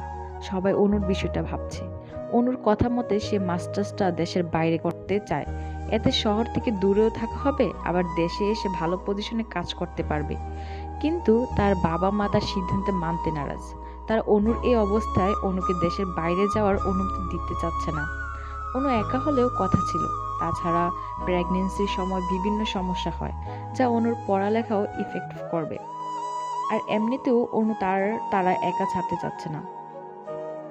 কিন্তু অনুর কথাতেও যুক্তি আছে, তার কথাগুলো একেবারে ফেলে দেওয়ার মতো না। আর সাদাতও অনুর কথায় সায় দিয়েছে, তার মতে অনুর সিদ্ধান্তই সঠিক। তাই অনুর বাবা মা বাচ্চাটার কথা বলায় সাদা তাদের বুঝিয়ে দিল। দেখো মামা মামি, আমি তোমাদের চিন্তাটা বুঝতে পারছি, কিন্তু তোমরা অনুর বাচ্চাটাকে আর দুর্বলতা কেন ভাবছো? বাচ্চাটাই তো হবে তার আসল শক্তি। ও বাইরে যাবার পর অনুর কথা তোমাদের ভাবতে হবে না, সব আমার উপর ছেড়ে দাও। অনুর দেখাশোনার দায়িত্ব আমি নিলাম। আমি আজই কিছু ভার্সিটিতে অ্যাপ্লাই করব, বাকি সব চিন্তা আমার। তোমরা শুধু অনুকে সাপোর্ট করবে। অনেক চেষ্টার পর অনুর বাবা মা রাজি করাতে পেরেছে সাদাত। অন্যদিকে অনুর টেনশন হচ্ছে, সাদ ভাই কি তার বাবা মাকে রাজি করাতে পারবে? অনেকক্ষণ যাবৎ সাদ তার সাথে খেলছে আর নানান ধরনের প্রশ্ন করছে বেবির ব্যাপারে। অনু তা হাসি মুখে উত্তর দিচ্ছে। সাদাত দরজার সামনে দাঁড়িয়ে অনু আর সাদের দিকে তাকিয়ে আছে আর মনে মনে ভাবছে, কি করে সাফিন অনুর মতো মায়াবতীকে ছেড়ে অন্য কাউকে ভালোবাসতে পারলো? কই, সে তো পারলো না তার প্রিয়তমার জায়গা অন্য কাউকে জায়গা দিতে। হয়তো সাফিনের ভালোবাসাটা সত্য ছিল না, তাই তো সে অনুকে ছেড়ে দিল। কিন্তু অনুর ভালোবাসা সত্যি ছিল, তাই শত কষ্টের পরেও ভালোবাসার মানুষের ক্ষতি করতে দিল না। অনুর কথায় ধ্যান ভাঙল সাদাতের। কি হলো সাদাত ভাই, কিছু বললো বাবা মা? তারা কি মেনে নিয়েছে? আমাকে যেতে দেবে তো? সাদাত ভাবলো একটু মজা নেওয়া যাক, তাই সে মন খারাপ করে বলল, না রে অনু, অনেক চেষ্টা করলাম তাদের বোঝানোর, কিন্তু তারা বুঝলো না। তারা তোকে কিছুতেই একা ছাড়তে চাচ্ছে না, কিন্তু অনুমতি দিয়েই দিল। অনু প্রথমে কথাটা ধরতে না পারলেও মন খারাপ করলো যখন বুঝতে পারলো সে তাড়াতাড়ি সাদাতের সাথে তাকালো। সাদাত মাথা নেড়ে হা বোঝালো। অনুর খুশিতে চোখে জল এসে গেল আর সাদাতকে মারতে থাকলো আর সাথে সাথে মজা করার শাস্তি। সাদাত অনুর হাত ধরে তাকে থামালো। দেখ অনু, মামা মামিকে খুব কষ্ট করে বুঝিয়েছি, শুধুমাত্র তোর জন্য।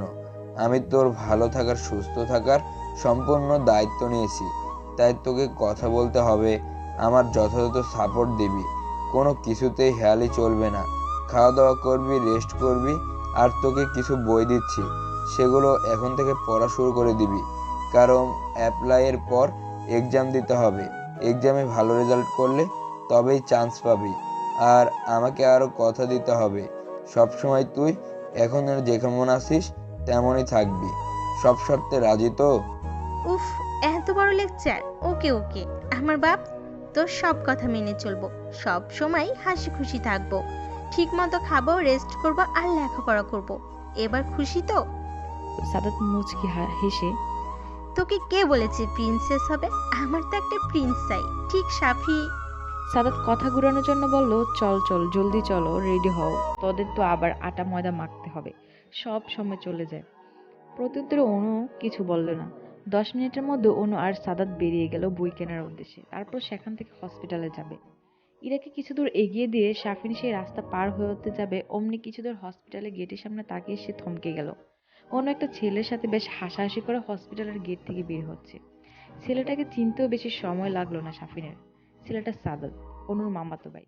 অনু আর সে খুব বেশি ফ্রেন্ডলি, তাই সাফিন সাদাতকে পছন্দ করতো না। আর অনুকেও নিষেধ করে দিয়েছিল সাদাতের সাথে যোগাযোগ রাখতে। অনু এক বাক্যে মেনে নিয়েছিল কথাগুলো। তাহলে হঠাৎ কেন সে সাদাতের সাথে হসপিটালে এলো? কোনো সমস্যা হয়নি তো অনুর? সে এগিয়ে গেল অনুর দিকে, কিন্তু তাদের কাছে পৌঁছার আগেই তারা একটা রিক্সা নিয়ে চলে গেল। সাফিন কয়েকবার অনুর নাম ধরে পেছন থেকে ডাকলো, কিন্তু সে শুনতে পেল না। দেখতে দেখতে সাফিনের দৃষ্টি থেকে চলে গেল তারা। বাইরে বের হওয়ার পর থেকেই অনু কিছুটা মনমরা হয়েছিল, তাই সাদাত তাকে নানান কথা বলে হাসানোর চেষ্টা করছিল। বিভিন্ন ধরনের কৌতুক বলছিল, হাসির ঘটনা বলছিল, আর সেগুলো শুনে অনু খিলখিল করে হাসছিল। সাদাত এর সাথে থাকলে কিছু সময়ের জন্য হলেও সে সাফিনের দেয়া কষ্টের কথা ভুলে যায়। কিন্তু সে জানে এই হাসি মুখের পেছনে রয়েছে আরেকটা মুখ, যেখানে রয়েছে ভালোবাসার মানুষটাকে কাছে না পাওয়ার বেদনা। যে মানুষটার দুনিয়াতে কোনো অস্তিত্ব তাকে নিঃস্বার্থভাবে ভালোবাসা। কিছু ভালোবাসা মনে হয় এমনই হয়, মানুষের অস্তিত্ব না থাকলেও তার স্মৃতি নিয়ে সারা জীবন বেঁচে থাকা যায়। ডাক্তারের সাথে দেখা করার পর ডাক্তার তাকে নানা ধরনের উপদেশ দেয় এবং বেশি বেশি ফলমূল ও সবজি খেতে বলে। আর কোনো ধরনের দুশ্চিন্তা করতে নিষেধ করে, এতে বেবির সমস্যা হতে পারে। আর কিছু মেডিসিন দিয়ে দেয় নিয়মিত খাবারের জন্য। আর প্রতি মাসে কমপক্ষে একবার করে চেকআপের জন্য পরামর্শ দিয়ে দেয়। হসপিটাল থেকে বের হবার পর অনুর বারবার মনে হচ্ছিল সাফিন হয়তো আশেপাশে আছে। সে তার অস্তিত্ব বুঝতে পারে, কিন্তু কথাটা সাদাত ভাইকে বলার সাথে সাথে সে তার ভুল ধারণা বলে চালিয়ে দেয়। তারপর একটা রিকশায় ডাক দিয়ে তাতে উঠে পড়ে। রিকশায় ওঠার পরে অনুর মনে হচ্ছিল সাফিন দূর থেকে তার নাম ধরে ডাকছে। পরক্ষণে আবার ভাবলো সাফিন এখানে কোত্থেকে আসবে, তাও আবার এ সময় তো সে অফিসে থাকে, তাই সে মনের ভুল ভেবে তাকে নিয়ে মাথা ঘামালো না। কিন্তু সে যদি একবার পিছন ফিরে দেখতো তাহলে বুঝতে পারতো কেউ একজন তার দিকে রাগ আর ভয় মিশ্রিত চোখে চোখে তাকিয়ে আছে। অনুকে বাসায় নামিয়ে দিয়ে সাদকে নিয়ে চলে গেল তার গুরুত্বপূর্ণ কাজ আছে বলে। মিসেস রাবেয়া অনেক করে লাঞ্চ করে যেতে বলল, সে অন্য একদিন বলে চলে গেল। তিনি আর কথা বাড়ালো না। অনু ঘরে গিয়ে ফ্রেশ হয়ে কিছুক্ষণের জন্য শুয়ে পড়ল। আজ বেশ হাঁটাহাঁটি হয়েছে, তাই সে একটু ক্লান্ত। সাফিন বাড়িতে পৌঁছানোর পর আর স্থির থাকতে পারছে না। তার মাথায় বিভিন্ন প্রশ্ন পাক খাচ্ছে। অনুকে অসুস্থ? কি হয়েছে তার? সে হসপিটালে কেন গেল? আর কেনই বা সাদাতের সাথে এত হাসি খুশি ভাবে কথা বলছিল? অনুকে সে যতটুকু চিনে, অনু খুব ইমোশনাল একজন মেয়ে। মনে আঘাত করলে তা সহজে ভুলে না। তাহলে কি অনু সাফিনের দেওয়া আঘাতগুলো ভুলে গেছে? সব ভুলে গিয়ে কি সে সাদাতের সাথে নতুনভাবে শুরু করতে চায়? কথাগুলো মনে হতেই সে আরো অস্থির হয়ে গেল। সে সারা ঘরময় পায়চারি করতে লাগলো। অনুর উপরে তাহলে অন্য কেউ অধিকার খাটাবে? অনু অন্য কারো সংসার করবে? সাফিনের মতো করে কি অনু অন্য কারো কেয়ার নেবে? অন্য কেউ অনুকে খাইয়ে দিবে? না, আর ভাবতে পারছে না সে। মাথার ভেতর সব তালগুলো পাকিয়ে যাচ্ছে, মাথার রগগুলো যেন ছিঁড়ে যাচ্ছে। থাক না ভালো অন্য কারোর সাথে, এটাই তো সে চায়। সেও তো ইরার সাথে ভালো আছে, তাহলে অনু কেন ভালো থাকবে না? তারও তো ভালো থাকার অধিকার আছে। আর শাফিন নিজেই তো তাকে দূরে সরিয়ে দিয়েছে, তাহলে এখন কেন অনুর জন্য তার মন পড়ে? কথাগুলো মুখে বললেও মন থেকে মানতে নারাজ। মন বলছে অনু শুধুই তার, অনুর উপর অধিকার শুধুমাত্র শাফিনের আছে। অনুকে শুধু শাফিন ছুঁতে পারবে, অনু শুধু শাফিনকে ভালোবাসবে, অন্য কাউকে না। এবার শাফিন ভাবছে সত্যিই কি সে ইরাকে ভালোবাসে, নাকি শুধুই মোহ? ইরার সাথে কেউ হেসে হেসে কথা বললে তো তার রাগ হয় না, ইরাকে অসুস্থ দেখলে তো তার চিন্তা হয় না, ইরার আনন্দ তো সে আনন্দিত হয় না, সে শুধু খুশি হওয়ার চেষ্টা করে। শাফিন ফোন ব্যবহার করে গ্যালারি ওপেন করলো। এখানে বন্দী হয়ে আছে তার আর অনুর হাজারো স্মৃতি। হাতে হাত ধরে হাঁটার রিকশায় চড়া, অনুর ফুচকা খাওয়া, ভাঙা নদীর পাড়ে কাঁধে মাথা রেখে বসা, আরো নানা স্মৃতি আছে তাদের। একসময় এইসব জিনিসগুলো উপভোগ করতো সে। অনুর চাওয়াগুলো বরাবরই খুব সাধারণ ছিল। নদীর পাড়ে হাঁটতে যাওয়া, ফুচকা খাওয়া, একসাথে বসে মুভি দেখা, মাঝে মাঝে অনুকে খাইয়ে দিত শাফিন। পাগলিটা যে তার হাতে খেতে খুব পছন্দ করে। খুশি করার জন্য একটা জবাই যথেষ্ট ছিল, অন্যদের মতো গোলাপ নয়। জবা ছিল তার প্রিয় ফুল, আর তার রাগ ভাঙানোর জন্য একটা আইসক্রিমই যথেষ্ট ছিল। ইঁদুর খুব ভয় পেত সে। ইঁদুর দেখলে চিৎকার করে বাড়ি মাথায় করে তুলতো। তাই মাঝে মাঝে সে ইঁদুরের ভয় দেখিয়ে অনুকে দিয়ে তার বাড়তি কাজ আদায় করে নিত। কথাগুলো ভেবেই শাফিন হেসে উঠল। শাফিনের মনে হচ্ছে কত যুগ পার হয়ে গেছে সে অনুকে দেখে না। এর মধ্যে ইরার ফোন আসে। হ্যালো ইরা, বলো। কি করছো তুমি? আর তোমার গলার আওয়াজ এমন লাগছে কেন? ও কিছু না, এমনি বেশিক্ষণ শাওয়ারে ছিলাম তো, তাই গলাটা একটু বসে গেছে। তুমি বলো, তোমার কি খবর? কি জন্য ফোন দিয়েছো? ও, আসল কথা তো বলতে ভুলে গেলাম। আগামী সপ্তাহে আমার এক ফ্রেন্ডের বার্থডে, সেখানে আমার কিছু ফ্যামিলি ফ্রেন্ডরাও থাকবে। আমি তোমার কথা ওদের বলেছি, তাই তুমিও ইনভাইটেড। আমি চাচ্ছি তোমাকে সবার সাথে ইন্ট্রোডিউস করাবো, আর সেখানে আমাদের এঙ্গেজমেন্টের কথাও বলবো বাবা মায়ের সাথে। ও আচ্ছা ঠিক আছে, সময় আর প্লেস বলে দাও, তাইলে হবে। ও মানে কি শাফিন, তুমি এক্সাইটেড না? আমি তোমাকে আমার ফ্যামিলির সাথে পরিচয় করে দিতে চাচ্ছি, এঙ্গেজমেন্টের কথা বলতে চাচ্ছি, আর তোমার মধ্যে সামান্যতম এক্সাইটমেন্ট নেই তো শুধু ও বলছো? লাইক সিরিয়াসলি শাফিন, তুমি জানো আমি কতটা এক্সাইটেড? শাফিন সত্যি করে বলো তো, তুমি কি আমায় নিয়ে সিরিয়াস তো, নাকি বউ যাওয়ার সুখে পাগল হয়ে গেছো? আরে না, কি বলছো এসব তুমি? আমি আসলে একটু নার্ভাস তো, তাই এমন করে বললাম। তুমি শুধু শুধু চিন্তা করছো। আর বলো, তোমার কি গিফট চাই পার্টির জন্য? শাফিন জানে কিভাবে ইরাকে শান্ত করতে হয়। গিফটের কথা শুনে ইরা শান্ত হলো। তারপর তারা বার্থডে পার্টির প্ল্যানিং নিয়ে কিছু কথাবার্তা বলল। কথা শেষে শাফিন বলল, ইরা চলো না তাড়াতাড়ি বিয়েটা করে ফেলি। কেন? আমার বাবুটার বুঝি কষ্ট হচ্ছে আমাকে ছাড়া থাকতে? তুমি বললে আমি এখনই তোমার বাসায় চলে আসবো। না, বিয়ের পর তোমাকে একদম বৈধভাবে পেতে চাই, আর অবৈধভাবে না। বিয়ের পর একেবারে বেঁধে ফেলবো, আর বাবার বাড়িতেও যাওয়া চলবে না। শাফিনের কথা শুনে ইরা লজ্জা পেয়ে ফোন রেখে দিল। এভাবেই চলছিল শাফিন আর অনুর নতুন দিনগুলো। শাফিনের দিন যায় অফিস আর ইরাকে নিয়ে, আর রাতগুলো নির্ঘুম অনুর ভাবনা নিয়ে। অন্যদিকে অনুর দিনগুলো যাচ্ছে তার পরিবার, পড়ালেখা আর তার ভিতরে থাকা ছোট্ট প্রাণটাকে নিয়ে। অনুদের বাসা থেকে বেরিয়ে সেদিন সন্ধ্যায় কানাডার বিভিন্ন ভার্সিটিতে স্কলারশিপের জন্য আবেদন করে সাদাত। কারণ কানাডাতে সাদাতের বড় চাচা ফুল ফ্যামিলি নিয়ে থাকে, সেখানেই বিজনেস তার। অনু সেখানে গেলেও সে নিশ্চিন্ত থাকতে পারবে, কারণ তার বড় চাচা চাচি খুবই অমায়িক লোক। আমাদের একটা মেয়েও আছে, আর তারা অনুকেও নিজের মেয়ের মতো দেখবে, খেয়াল রাখবে, এটা তারা বিশ্বাস। তাছাড়া সে তাদের সাথে কথা বলছে এবং তারা তাকে আশ্বাস দিয়েছে অনু সম্পূর্ণ খেয়াল রাখবে, আর অনুর খোঁজ খবরও তাদের কাছ থেকে সহজে পাওয়া যাবে। দেখতে দেখতে অনুর এক্সামের রেজাল্ট দিয়ে দিল। বিবিএর রেজাল্টের পয়েন্ট ভালো থাকায় আর এক্সাম ভালো দেয় সে 3টি ভার্সিটিতে টিকলো। এই কয়দিন অনুর দিন রাত এক করে শুধু পড়েছে, আর তার ফলও সে পেয়েছে। তার বাবা মা এবং সাদাত ভাই তাকে সাপোর্ট করেছেন। যেসব বিষয়গুলো জটিল ছিল তার নিমিষে সাদাত ভাই সমাধান করে দিয়েছেন। সাদাতের চাচ্চু বাসা থেকে কিছু দূর যে ভার্সিটিতে আছে সেখানে এডমিশন ফর্ম ফিল আপ করে মেইলের মাধ্যমে, এবং তারা সকল আনুষ্ঠানিক নিয়মকানুন জানিয়ে দেয়। ভিসার ও অন্যান্য কাগজপত্র তৈরির জন্য 1 মাস থেকে 2 মাস সময় লাগতে পারে বলে জানানো হয়। এর মধ্যে অনু আর সাদাত ব্যস্ত হয়ে যায় সকল কাগজপত্র, পাসপোর্ট সহ সবকিছুর ব্যবস্থা করার জন্য। এইভাবেই অনুর দিনগুলো কাটতে থাকে। দেখতে দেখতে ইরার ফ্রেন্ডের বার্থডে পার্টির দিন এসে পড়ে। সেদিনের রাগ ভাঙানোর ভর্তুকি হিসেবে ইরাকে নীল রঙের দামি গ্রাউন্ড কিনে দিতে হয়, যেটা সে আজ পরবে। আর শাফিনের ড্রেস কোড, নীল স্যুট প্যান্ট ও ব্ল্যাক শু সেট করে দেয় ইরা। সকাল থেকেই ফোনে শাফিনকে এটা সেটা বলে যাচ্ছে ইরা, কিন্তু শাফিন তার কানে নিচ্ছে না। সেটা সে বেশ ভালোভাবেই বুঝতে পেরেছে। শুধু হু হা আটতে উত্তর দিচ্ছে সে।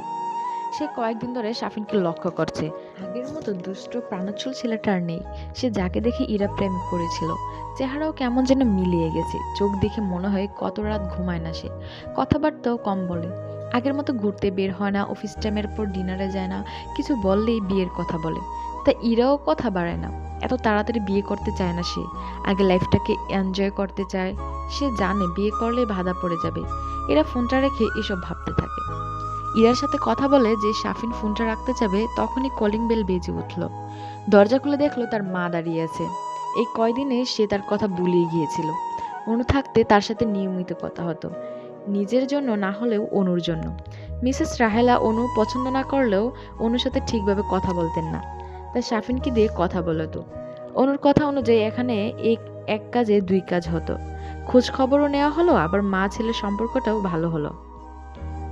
এই বিষয়টি মিসেস রাহেলা ঠিক বুঝতেন, কিন্তু কখনো কিছু বলেননি। আচ্ছা, মা অনুর কথা জিজ্ঞেস করলে তাকে কি জবাব দিব? পরক্ষণেই ভাবলো মা তো অনুকে পছন্দ করেন না, তাই বেশি সমস্যা হবে না। পরে না হয় একসময় ইরার সাথে দেখা করিয়ে দেবে। ছেলেকে দরজার সামনে দাঁড়িয়ে তার দিকে একটানা তাকিয়ে থাকতে দেখে মিসেস রাহেলা ভ্রু কুঁচকালো। ঘরে ঢুকতে দিবি নাকি আবার চলে যাব? মায়ের কথায় শাফিনের ধ্যান ভাঙলো। সে দরজার সামনে থেকে সরে দাঁড়ালো। ঘরে ঢোকার সাথে সাথে মিসেস রাহেলার মাথায় আকাশ ভেঙে পড়ল। এ কি ঘরের হাল!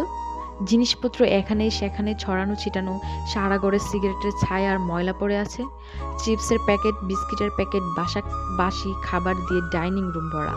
সেখানে মাছি ভন ভন করছে। তারপর সে কোনো রকম ব্যাগ রেখে শাফিনের ঘরে গেল। এখানেও একই অবস্থা। কাপড় চোপড় সারা ঘর ছড়িয়ে ছিটিয়ে রাখা, সিগারেটের ছাই ফেলা, আলমারি আর কাবার্ডের জিনিসপত্র এলোমেলো হয়ে আছে। এবার সে সামনের দিকে তাকালো। শাফিন মাথা নিচু করে দাঁড়িয়ে আছে।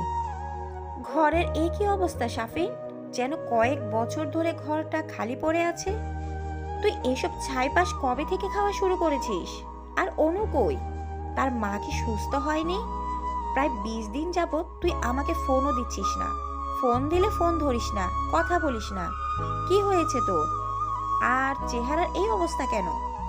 মায়ের একের পর এক প্রশ্ন শুনে শাফিন থতমত খেয়ে গেল। শাফিন ছোট্ট করে উত্তর দিল। আসলে মা, ব্যস্ত ছিলাম, ফোন দিতে পারিনি। আর ফোনের দিকে তো খেয়াল করিনি কখন ফোন দিয়েছো। আর চেহারা তো ঠিকই আছে, আর ঘর গোছানোর কেউ ছিল না, তাই এই অবস্থা। তুমি তো জানোই আমি কতটা অগোছালো। শাফিন, কি হয়েছে তোর? এমন করে কথা বলছিস কেন? অনুর সাথে কি কিছু হয়েছে? আর তুই যে কতটা অগোছালো তা তো আমি জানি, তাই অনুকে রেখে নিশ্চিন্তে গিয়েছিলাম। কিন্তু এ কি হাল করে রেখেছিস তো? আর অনুই বা কোথায়? আমি কয়েকবার ওর নাম্বারে ফোন দিয়েছি, তুই ফোন ধরছিলি না দেখে কিন্তু প্রত্যেকবার নাম্বার বন্ধ। কোনো নেই মা, চলে গেছে। চলে গেছে মানে? ঝগড়া হয়েছে তোদের? ঝগড়া করে চলে যাওয়ার মতো তো অনু না। আর ঝগড়া করলে চলে যেতে হবে কেন? ঝগড়া তো সব স্বামী স্ত্রীর মধ্যে হয়। সত্যি করে বল বাবু, অনু কোথায়? আর তুই কি বলেছিস অনুকে যে মেয়েটা রাগ করে চলে গেল? কয়দিন হয়েছে সে গেছে? শাফিন ছোট করে উত্তর দিল, প্রায় 3 সপ্তাহ। কথাটা শুনে রেহালা আটকে উঠল। যে ছেলে অনুকে ছাড়া একদিন থাকতে পারে না, সে ছেলে আজকে প্রায় 3 সপ্তাহ ধরে একা থাকছে। তাই তো চেহারার এই অবস্থা। অনু মেয়েটার ওপর রাগ হচ্ছে তার। সবকিছু জেনে বুঝে সে তার ছেলের সাথে এমন করতে পারলো।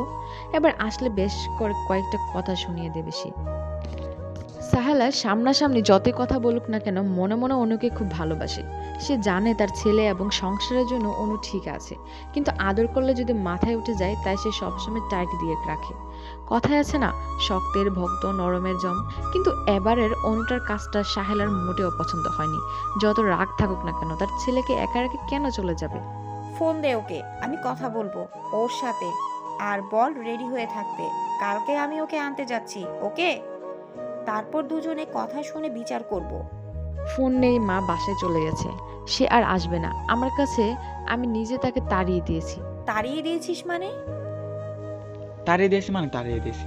ভালোবাসি না আমি আর ওকে। ওকে আর ভালো লাগে না আমার। আমি অন্য কাউকে ভালোবাসি, তাকে বিয়ে করতে চাই, তাই তাকে দাঁড়িয়ে দিয়েছি। খুব জলদি আমাদের ডিভোর্স হয়ে যাবে। আর তুমি এত ব্যস্ত হচ্ছ কেন ওর জন্য? তুমি তো ওকে দু চোখে দেখতে পারো না। তোমার তো খুশি হওয়ার কথা, ঘর থেকে একটা আপদ বিদায় হয়েছে, ঘরে আর কোনো অশান্তি হবে না। তুমি তো এটাই চাইছিলে। ছেলের মুখে এসব কথা শুনে সাহেলা নিজেকে ঠিক রাখতে পারলো না। সে কষে একটা চড় লাগিয়ে দিল শাফিনের গালে। তুই আমার ছেলে ভাবতেও গা ঘিন ঘিন করছে আমার। ছি ছি, আমি এমন ছেলের জন্ম দিয়েছি যে কিনা একটা মেয়ের জীবন নিয়ে খেলা করছে। না, আর এক মুহূর্ত এখানে না, এখনই চলে যাব। শুধু যাওয়ার আগে একটা কথা বলবো, খুব বড় ভুল করছিস তুই। একদিন পস্তাবি, খুব করে পস্তাবি। মুখে ভালোবাসি না বললেও আমি স্পষ্ট তোর চোখে ভালোবাসা দেখতে পাচ্ছি। তুই এই মুহূর্তে অন্ধ হয়ে গেছিস। কোনটা ভালোবাসা আর কোনটা মোহ তুই চিনতে পারছিস না। মোহকে ভালোবাসা ভেবে আঁকড়ে ধরতে চাচ্ছিস, আর ভালোবাসাকে দূরে ঠেলে দিচ্ছিস। চিন্তা করিস না, তোর পস্তানোর দিন বেশি দূরে নেই। যখন সব মোহ কেটে যাবে, কাউকে পাবি না বেঁচে থাকার জন্য, ভালোবাসার জন্য। সেদিন আমি তোকে ফিরিয়ে দেব না। বেশি কষ্ট হলে আমার কাছে চলে আসবি। আসি। মা, তুমি এই প্রথম আমার গায়ে হাত তুললে। হয়তো তোমার কথাগুলো ঠিক, আমি একটা মেয়ের জীবন নষ্ট করেছি, কিন্তু আমি সত্যি এটাকে ভালোবাসি, অনুকে না। ভালোবাসাহীন সম্পর্কে শুধু শুধু নিজেকে আটকে রাখার কোনো মানে হয় না, তা তাকে মুক্তি দিতে চাইছি। আর তুমি কোথাও যাবে না। আমি একা একা থাকতে থাকতে হাঁপিয়ে উঠেছি। আর না, তুমি একবার এরার সাথে কথা বলো। তুমি দেখো, ও আমার জন্য একদম পারফেক্ট, অনুর মতো না। তুমি একবার কথা বললেই বুঝতে পারবে, প্লিজ মা। ছেলের এমন অবস্থা দেখে সাহেলা আর কিছু বলল না, শুধু মনে মনে আফসোস করতে লাগলো তার ছেলের পরিণতির কথা ভেবে। তারপর কোনো কথা না শুনে বাসা ত্যাগ করলো। সে জানে তার ছেলে তার ভুল বুঝতে পেরে খুব জলদি আসবে তার কাছে, অনুকে ফিরিয়ে আনতে বলবে। কিন্তু তখন হয়তো খুব দেরি হয়ে যাবে। সে অনুকে হাড়ে হাড়ে চেনে। এত কিছুর পর অনু তার কাছে কখনোই ফিরবে না। ঘণ্টাখানেক পর আবারও কলিং বেল বেজে উঠল। শাফিন দরজা খুলে দেখে ইরা একটা মোটামুটি বয়সের মহিলা নিয়ে দাঁড়িয়ে আছে। তার ভিতরে ঢুকলো, আর মহিলাটিকে ইরা ঘর পরিষ্কারের কাজে লাগিয়ে দিল। শাফিন দেখলো ইরা তার দেওয়া গ্রাউন্ডটা পরেছে, মুখে ভারী মেকআপ আর চুলগুলো ছাড়া। কড়া পারফিউমের স্মেল আসছে তার শরীর থেকে। নিজের বিষণ্ণ মনকে শান্ত করার জন্য সে তাকে জড়িয়ে ধরতে গেল, কিন্তু তার আগে ইরা তাকে সরিয়ে দিল। সে পরিপাটি হয়ে এসেছে, এখন শাফিনের সাথে জড়াজড়ি করলে সব নষ্ট হয়ে যাবে। এত কষ্ট করে মেকওভার করেছে, ফ্রেন্ডদের কাছ থেকে প্রশংসা না শুনে তা নষ্ট করতে চায় না সে। তাই তাকে ঠেলে ওয়াশরুমে পাঠালো গোসলের জন্য। তারপর শাফিনের জন্য আনা কাপড়গুলো বের করে রাখলো। 10 মিনিটের মাথায় শাফিন গোসল সেরে শুধুমাত্র একটা চাওয়াল পর বের হলো। চুলগুলো থেকে পানি পড়ছে, ফর্সার গায়ে বিন্দু বিন্দু পানিগুলো মুক্তোর মতো ছড়িয়ে আছে। ইরার ইচ্ছে করছে শাফিনকে খেয়ে ফেলতে। ছেলেটা এত সুন্দর কেন? চোখ দুটো দেখলে ডুব দিতে ইচ্ছে করে, আর ঠোঁটটা তো একদম মেয়েদের মতো। মেকআপ নষ্ট হওয়ার ভয়ে আর কিছুই করলো না, শুধু হালকাভাবে শাফিনের ঠোঁটে ঠোঁট লাগালো। তারপর তাকে রেডি হতে পাঠিয়ে দিল। শাফিন রেডি হয়ে বের হলো। তারপর ড্রেসিং টেবিলের সামনে গিয়ে চুল ঠিক করতে লাগলো। ইরার তো বেহুশ হবার দশা। শাফিনকে নীল স্যুটে অসম্ভব সুন্দর লাগছিল। শাফিন মনে মনে ভাবলেও নীল অনুর পছন্দের রং ছিল। যখনই শাফিনের জন্য কাপড় কিনতো তার নীল রঙের কিছু না কিছু থাকতোই। শাফিনের ফর্সা গায়ে নীল রংটা বেশ মানাতো। রাত 9টার সময় তারা বের হলো পার্টির উদ্দেশ্যে। প্রায় 9:30টার দিকে তারা হলরুমে পৌঁছালো। হলরুমে পৌঁছেই এরা দৌড়ে গিয়ে একটা ছেলেকে টাইটভাবে হাক করলো। ছেলেটাও তাকে বিশ্রীভাবে জড়িয়ে ধরলো, যেটা শাফিনের মোটেও ভালো লাগেনি। ইরার ডাকে শাফিন সেদিকে এগিয়ে গেল। সে তাকে পরিচয় করে দিল অন্য পাশে থাকা ব্যক্তির সাথে। Shafin, meet my friend Ajas. And Ajas, he is my fiancé Shafin. Listen, he is so handsome and good looking. Ayaz বাঁকা হেসে শাফিনের হাতে হাত মিলালো, তারপর ইরাকে বলল, ইয়া, তোমাদের দেখে যে কেউ বলবে made for each other. He is a charming guy and divorce also. Sorry to say, but সত্যিটাই বললাম। আয়াজের কথা শুনে ইরার মুখের হাসি মিলে গেল, আর শাফিন চরম অপমানিত বোধ করলো। সে ইরার দিকে তাকিয়ে, তোমরা কথা বলো, আমি আসছি বলে চলে গেল বার সাইডে। এই কথাটি কি ওর সামনে বলা খুব প্রয়োজন ছিল? আজ আমি তো জেনে শুনে ওর সাথে সম্পর্ক জড়িয়েছি, তাহলে কেন অপমান করলি? তুই জানিস ও কতটা হার্ট হয়েছে? আজ বাঁকা হেসে ইরাকে বলল, খুব কুল বেবি কুল। যা সত্যি তাই বলেছিলাম, সে কষ্ট পাবে জানলে কখনো বলতাম না। কিন্তু একটা কথা ভেবে দেখতো, ওর আগে বিয়েটাও ছিল প্রেমের বিয়ে, সেখানে 2 বছর রিলেশন, এরপর বিয়ে করলো। আর বিয়ের 2 বছর এই ভালোবাসার সব শেষ হয়ে গেলো। আর তোদের রিলেশনের বয়স মাত্র 2 মাস। তোকে যে সে 2 মাস ইউজ করে তারপর প্রথম স্ত্রীর মতো ফেলে দেবে না, তার কি ভরসা আছে? বলেই সে চলে গেল অন্যদিকে। তার কাজ যতটুকু ছিল সে করে ফেলেছে, বাকিটা ইরা নিজেই করবে। আয়েজের কথাগুলো শুনে ইরা ভাবনায় পড়ে গেল। আয়েজের কথাগুলো ফেলে দেওয়ার মতন নয়। যেখানে 2 বছরের ভালোবাসা টিকলো 2 বছর, তাহলে তাদের 2 মাসের ভালোবাসা আর কদিনই বা টিকবে? সে অনুর গায়ে হাত তুলতে 2 মিনিট ভাবলো না। এমনকি ভরসা আছে কদিন পর তার একই অবস্থা হবে না? তার শাফিনের সাথে কি আগানো উচিত? না, কি সে বেশি ভাবছে। শাফিন খুব ভালো ছেলে, অনু তার যোগ্য ছিল না, তাই সে তাকে ছেড়ে দিয়েছে। কিন্তু ইরার তো সব যোগ্যতা আছে, তাহলে তাকে কেন ছাড়বে? ভেবে আয়াজের বলা কথাগুলো মাথা থেকে ঝেড়ে ফেললো। তারপর শাফিনের খুঁজে বেরিয়ে পড়লো।